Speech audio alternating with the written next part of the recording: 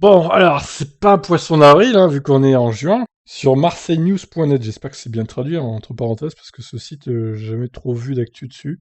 Bon, voyons, on verra bien. Des excréments humains pour déplacer une voiture électrique en Australie, ça marche déjà. Alors en plus, c'est un Kona électrique, hein. Donc magnifique, du coup.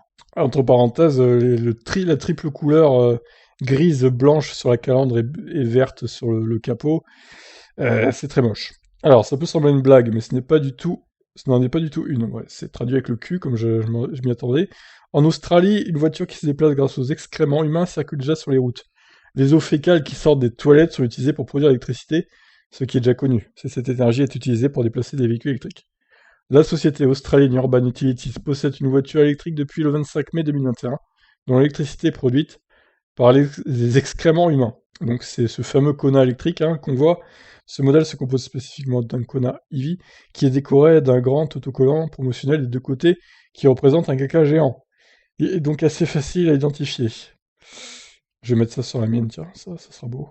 Il ne fait aucun doute qu'il s'agit d'un bon argument publicitaire pour faire connaître la grande variété de sources capables d'alimenter une voiture en électricité. Selon Anna Hartley, porte-parole d'Urban Utilities, les selles quotidiennes d'une personne peuvent générer suffisamment d'électricité pour alimenter ce Hyundai Kona sur environ 450 mètres. C'est pas beaucoup quand même, hein. Cependant, le nombre d'habitants d'une ville moyenne permet de multiplier considérablement cette distance jusqu'à ce qu'il soit possible d'effectuer une charge complète pour circuler sur plusieurs centaines de kilomètres. La seule chose qui change réellement est l'origine de l'électricité, qui provient généralement de grandes centrales électriques, qui utilisent un conglomérat de sources d'énergie. Hartley a expliqué que l'énergie utilisée pour charger le SUV est générée lorsque le biogaz issu du traitement des eaux usées est injecté dans une unité de cogénération. Cette unité située à la station de traitement des eaux usées d'Oxley, à Brisbane, possède une turbine reliée à un énorme générateur. Concrètement, le processus est le suivant, tel que décrit sur le site internet de l'entreprise. Les eaux usées parviennent à la station d'épuration par le réseau d'égouts. Tout d'abord, les solides sont filtrés, puis les eaux usées sont acheminées vers des bioréacteurs qui sont comme de grands étangs où les bactéries travaillent pour décomposer environ 60% des nutriments. La prochaine étape est les digesteurs, où plus de nutriments sont décomposés. C'est là que le biogaz est produit, qui est principalement composé de gaz méthane. Ce méthane va ensuite aux unités de cogénération pour entraîner un moteur qui génère l'électricité. Ouais, alors le processus me semble bien compliqué, et je pense que ça use du CO2, hein, tout ça, hein. Ça m'a l'air assez polluant comme procédé, non? Je sais pas, qu'est-ce que vous en pensez? Bon, la traduction pour l'instant, ça tient à peu près la route. Bien qu'il ne réalise sûrement pas, plus de 330 000 personnes dans le sud et l'ouest de Brisbane contribuent à créer du carburant pour nos voitures qui sont chargées de caca, entre guillemets, a déclaré le porte-parole de l'entreprise.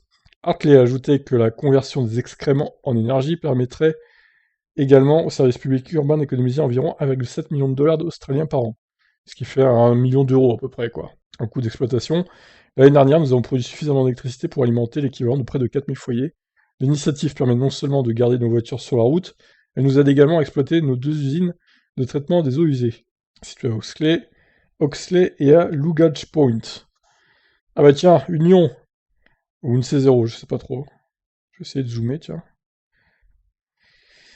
Alors, vu les phares à l'arrière, je dirais plus que c'est une C0, mais bon, de toute façon, ça reste encore une voiture que j'ai, hein, décidément.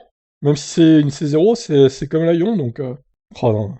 Ceux qui voulaient voir de près notre flotte de voitures de caca ont pu les voir au festival de durabilité Green Earth Fair à Chermside, le 30 mai.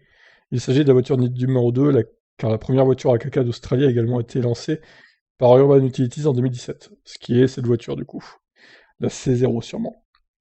Bien que cette initiative et sa présentation particulière utilisant ouvertement le concept de voiture de merde soit frappante, la vérité est que de plus en plus d'initiatives émergent qui nous permettent d'utiliser les ressources existantes pour recharger nos voitures électriques.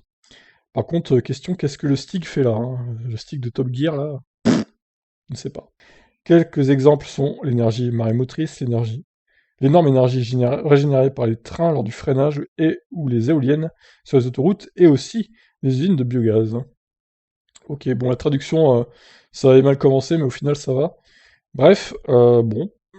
J'aimerais voir le bilan carbone de toutes ces installations pour créer de l'électricité avec des défécations. Mais bon, sur le papier, c'est vrai que c'est intéressant, hein. Si ça pollue pas trop, pourquoi pas.